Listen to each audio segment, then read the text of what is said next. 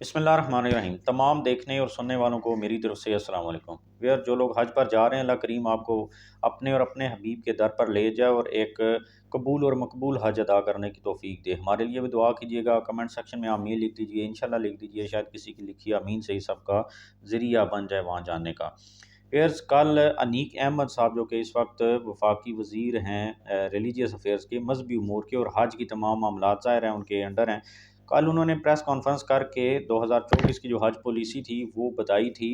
اور میں نے ساری چیزیں آپ کے ساتھ شیئر کر دی تھیں۔ اس کے باوجود چند چیزیں جو کہ انہوں نے اس وقت نہیں بتائیں، لیکن اب اس وقت جب ڈاکومنٹ سامنے آ رہے ہیں تو ان میں جو چیزیں موجود ہیں اور جو اس وقت وہ نہیں بتا سکے تو وہ آپ کے ساتھ شیئر کر رہا ہوں، اور اس کے بعد مزید جو بھی چیزیں یا اپڈیٹس ہوں گی وہ آپ کے ساتھ شیئر کروں گا۔ چینل پہ نئے تو سبسکرائب کر دیجئے۔ اچھا، سب سے پہلی چیز جو کہ اس وقت آپ کے ساتھ شیئر کرنی ہے، کیونکہ موسٹلی یہ ہوتا ہے کہ پاکستان سے دیکھا جاتا ہے کہ بوڑھے لوگ جا رہے ہوتے ہیں، چاہے وہ میل ہوں یا فیمیل ہو، تو جو عمر رسیدہ لوگ ہیں پاکستان سے عمر رسیدہ لوگوں کے جانے کی جو ریشو ہوتی ہے باقی ممالک سے، وہ کہا جاتا ہے کہ زیادہ ہوتی ہے۔ تو اس حوالے سے جو سامنے آئی ہے ڈاکومنٹس کے اندر ڈیٹیل، وہ یہ ہے کہ 80 سال سے زیادہ جو بھی بندہ حج کے لیے جائے گا نا، تو اس کے لیے مددگار کا ساتھ لازمی جانا ضروری ہے۔ مطلب 80 سال والا بندہ اکیلا حج پر نہیں جا سکے گا پاکستان سے، اس کے ساتھ دوسرا ایک جوان بندہ، صحت مند بندہ ضرور ہوگا تو وہ جائے گا۔ دوسری چیز جو کہ کل نہیں بتا سکے وہ یہ کہ گزشتہ 5 سالوں کے اندر، مطلب 2017 سے 2023 کے اندر،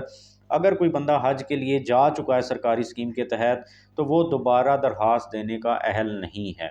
یہ بہت آسان سی بات ہے کہ پچھلے 5 سالوں کے اندر اگر آپ نے حج کر لیا ہے 17 سے 23 تک، تو اب اس سال کوئی بھی مرد یا خاتون جو ہے وہ سرکاری اسکیم کے تحت حج پر کے لیے درخواست نہیں دے سکتے، کیونکہ حکومت چاہتی ہے کہ باقی جو لوگ ہیں ان کو موقع دیا جائے، بار بار وہ لوگ ہی نہ جاتے جائیں سرکاری اسکیم کے تحت۔ اگر کسی کے پاس پیسے ہیں تو پرائیویٹ اسکیم کے ذریعے جائے، یا پھر اچھا یہ والی کنڈیشن جو ہے نا، یہ اسپانسرشپ والوں کے اوپر اپلائی نہیں ہوتی، جو باہر سے ڈالر بھیجیں گے اور پاکستان سے کسی کو چاچے مامے تائے والدہ یا والد کو یا بھائی بہن کو بھیجنا چاہتے ہیں تو وہ ڈالر بھیجیں، تو چاہے پچھلے سال بھی کوئی گیا تھا، اس سے پچھلے سال بھی گیا تھا، تو اس کے لیے کوئی کنڈیشن نہیں ہے، کیونکہ وہ ڈالر دے رہا ہے اور اس وقت ملک کو ڈالرز کی ضرورت ہے۔ تو یہ چیز ہے۔ پھر تیسری چیز یہ کہ محرم کے بغیر جو خواتین جانا چاہتی ہیں، یہ ایک دفعہ پھر میں کلیئر کر دوں کہ محرم کے بغیر لاسٹ ٹائم بھی جو خواتین گئی تھیں ان کے بارے میں یہ بتایا جا رہا تھا کہ بہت مشکل سے انہوں نے حج والے دن گزارے، کیونکہ وہاں پر مرد کا ہونا بہت زیادہ ضروری ہے، اور اس کے بغیر اکیلی خاتون جو ہے نا اس کے لیے بہت سارے مسائل ہیں۔ ایک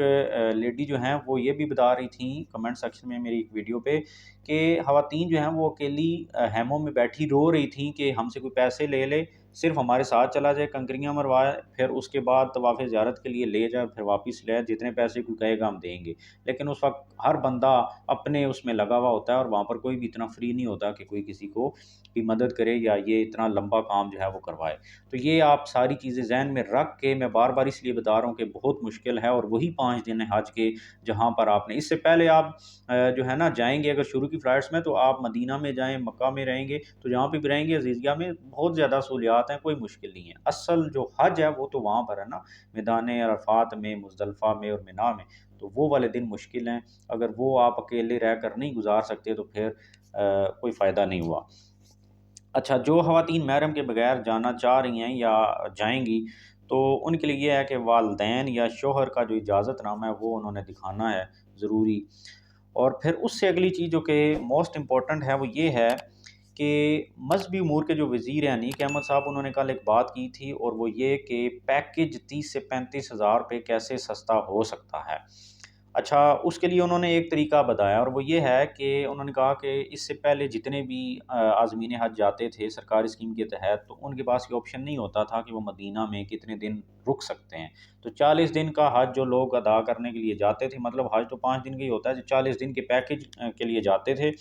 تو ان کے لیے یہ تھا کہ وہ 8 دن مدینہ میں ٹھہرایا جاتا تھا اور باقی دن مکہ میں۔ تو اب یہ کر دیا گیا اس دفعہ سے کہ اگر 8 دن مدینہ میں کوئی نہیں رکنا چاہتا اور وہ 4 دن رکنا چاہتا ہے، یہ 2 آپشن دیے گئے ہیں، یا 4 دن رکے یا 8 دن رکے، تو اگر 8 کے بجائے 4 دن رکے گا تو 30 سے 35 ہزار روپے پیکیج کے اندر کمی آ جائے گی رقم میں۔ تو یہ ایک آپشن موجود ہے ان لوگوں کے پاس کہ جو مدینہ میں کم دن رک کے 30 سے 35 ہزار روپے کا پیکج جو ہے وہ سستا کروا سکتے ہیں، تو یہ